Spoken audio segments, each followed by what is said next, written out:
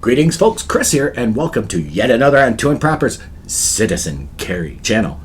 And folks, what we're bringing you today is a pistol. I can just see people diving at their keyboards right now. I did that on purpose, folks. I do that because there's a lot of people that'll be hammering on their keyboards. It's not a pistol, it's a revolver. It's a pistol, we'll explain that in a little bit. But first, ladies and gentlemen, this is the Smith & Wesson Model 642.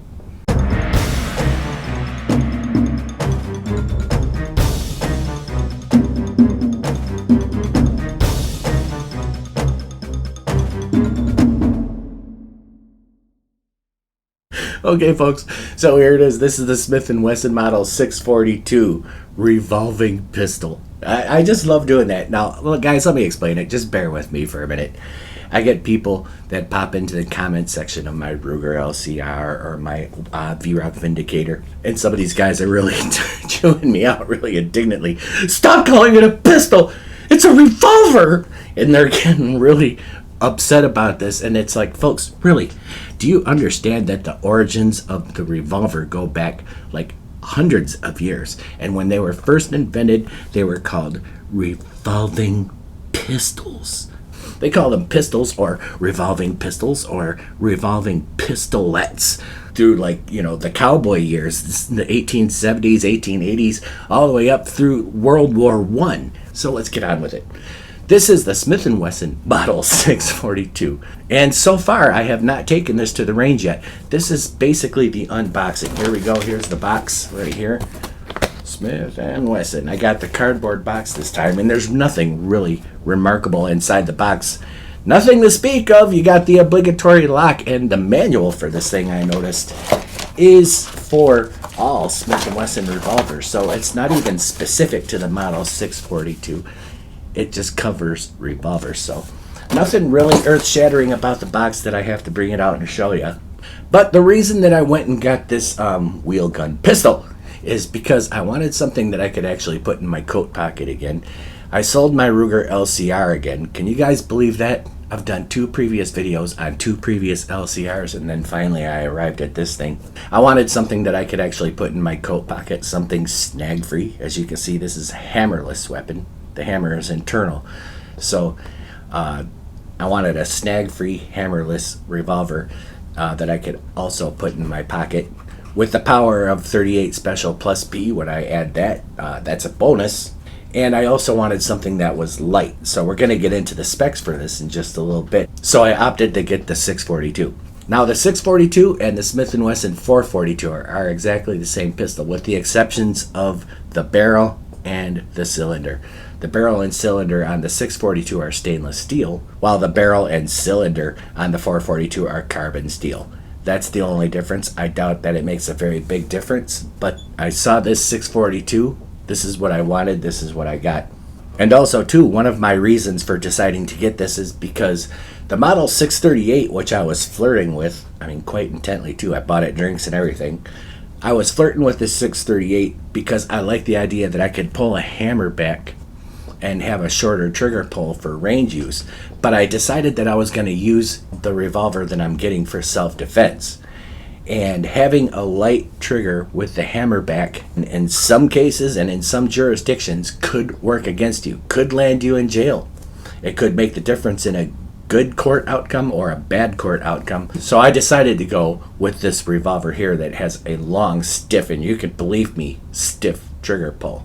So that's why I decided to go with this, because if you pull the trigger on a double action only revolver with a stiff trigger pull like this one, you intended to pull the trigger. So that's just something, but rather a secondary reason for getting a hammerless revolver like this one. But that's what I wanted to do. So now if I'm going to go ahead and compare this with the Ruger LCR, they both have their fine points, okay? But I'll go ahead and do that really quick, right?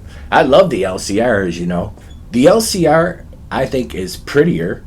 It's only a little bit lighter, and it has a lighter trigger. But I should tell you that the Smith has a better trigger and a more pronounced return spring. So the trigger, let's go ahead and put some dummy rounds in here just because we can. Oh, here we go. We got a speed strip with dummy rounds right in it. So let's go ahead and load it, right? A couple at a time, right here. And then the last one for 5. discard your strip. Okay, now the trigger for the Smith is, again, much stiffer than the LCR, but very smooth, very stageable. See, it's stageable. There's the stage right there, and anything beyond it. And the return spring just kind of throws your finger forward. Watch this. Whereas with the LCR, it was kind of a vague return with your finger. It didn't push so much, and you were kind of bringing your finger out, and it was kind of following you. Whereas with this, it throws your finger forward. So, boom, boom, and stageable. So I liked that, but another advantage behind the LCR is that it had sights that you could change out and get a fiber optic sight. So you guys saw my video on that Ruger LCR. It's a fantastic revolver, and make sure you check out that video there. But this is a fixed front blade sight. Not much of a sight picture to speak of, but then again, this is not designed for precision accuracy, pinpoint accuracy. This is a belly gun. This is an immediate need for safety gun and to get out of the scene. So let's just go ahead with the features on this pistol, and we'll start with the front. Now we've got sort of a partial underlug right here. Sort of keeps this ejector rod from getting all dinged up or bent, you know. You'd have to do a lot to bend that. So that's not bad at all. Again, a stainless steel barrel and a stainless steel cylinder. And again, by comparison, the 442 has carbon steel barrel and cylinder. This is stainless steel. This is an aluminum alloy frame. It's very light. This gun right here is 14.4 ounces, so it's not very heavy. It's 6.3 inches long, and it's got a 1.87 inch barrel. So this is definitely not a long distance reach out kind of handgun. This pistol is designed for up close and personal self-defense. So, and another advantage behind the Smith & Wesson revolver, the 642, the 442, and all those, is that they are approximately $100, and in some cases even more, less than the Ruger LCR. So I don't know why Ruger charges so much for their LCR. It's beyond me. And another thing you may notice, if you know what you're talking about with the Smith & Wesson revolvers and stuff like that, is that this one has no internal lock. Now, if it had an internal lock, it would have a big, deep inset hole here with a letter L and an arrow pointing to that indicates that you should turn the key to the left to lock off the functions of this revolver. This has no internal lock. I did not want this handgun if it had an internal lock. And the reason I say that is because I do plan to shoot +P with this revolver, which, by the way, this pistol is rated for continuous +P use. I'm not going to be using it continuously, but I do want to be able to shoot +P rounds without the internal lock engaging. Those problems didn't occur all that often, but they occurred often enough to be a concern. And then it would be until later on that Smith & Wesson would finally offer these things without the internal lock. That big hole there would be very unsightly on the side of this revolver. So you can see that this has no internal lock, and even if it did, I would never have referred to it anyway. But we are up to and touching range time. I'm going to go ahead and take this pistol to the gun range, and we are going to put some rounds through it. I've got some different rounds that I'm going to try. I've got some Browning 38 special rounds. These are 130 grain standard load Brownings. I'm also going to take some of this civil defense ammo. This is 38 special, 50 grain, 1500 feet per second ammunition, and generally they come pretty close with those specs on that. I'm going to see how they do in the revolver, as well as I'm going to try some of the Spear Gold Dot. These here are 38 special +P, 135 grain hollow points. I'll be taking some Spear Gold Dot and testing it. So, and I also have some reloads that came from a dealer near me, and I'm going to be trying those too. So we will let you guys know how this goes. I'm going to the range, and we'll see you in a second. Okay, my friends, I am back from the range. I had little doubt that this pistol was going to function flawlessly because this is, after all, a Smith & Wesson revolver. It did shoot pretty well, and you'll notice that I didn't for the first shots.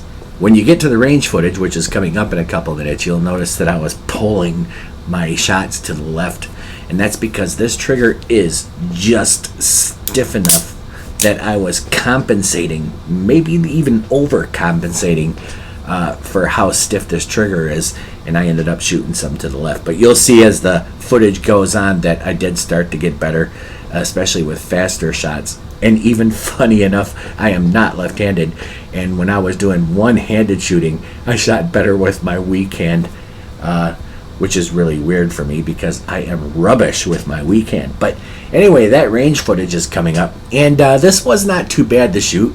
You could definitely tell the plus P loads. You'll see that when I was shooting the Spear Gold Dots, and those are plus P loads. You can definitely feel it shooting a little revolver like this when you're doing plus P. However, it was not too bad. This is more comfortable for me to shoot, as a matter of fact, than say the Ruger LCP2. This is a lot more comfortable than the Ruger LCP2 to shoot. The grip is a nice rubber grip here it comes with, but I'm trying to decide, and I'm probably going to end up getting that slightly bigger Hogue grip. You guys know how I feel about Hogue grips from the Ruger LCR videos, but I love Hogue grips, so I'm probably going to end up getting that for this handgun. This is pretty much going to be an in-service carrier for me. Luckily enough for me, I already had some speed strips like this and some holsters. I had my sticky holster, which this was my favorite holster to carry my other revolvers with. I love the sticky holster here. And opening this video, this is a Galco holster, just a standard Galco leather holster. I already had a holster for that. It's a good concealed carry holster. You could drag a shirt over top of it. People may not see it. And for range, I have this. Although this is meant for the Ruger SP101, but this does tend to fit it a little bit. It's a little bit tight, so I may end up getting the Phobos holster designed for these small J-frame pistols. But thanks for tuning in, folks. I appreciate each and every one of my viewers. And don't forget to hit that subscribe button and ding that bell right next to it if you want to get notified when I'm going to have productions coming up. And my name is Chris. My email address is scrolling across the bottom of the screen as we speak right now. That's toimproper@gmail.com. Write, and I will answer you, provided you're going to be polite about whatever it is you have to say, and that includes the comment section, and if I've got the time. Thanks for watching, folks. Support your men and women in blue, and God bless America. And keep on protecting your families, yourselves, your country, its flag, and its honor. It's the patriotic thing to do, which makes it the right thing to do.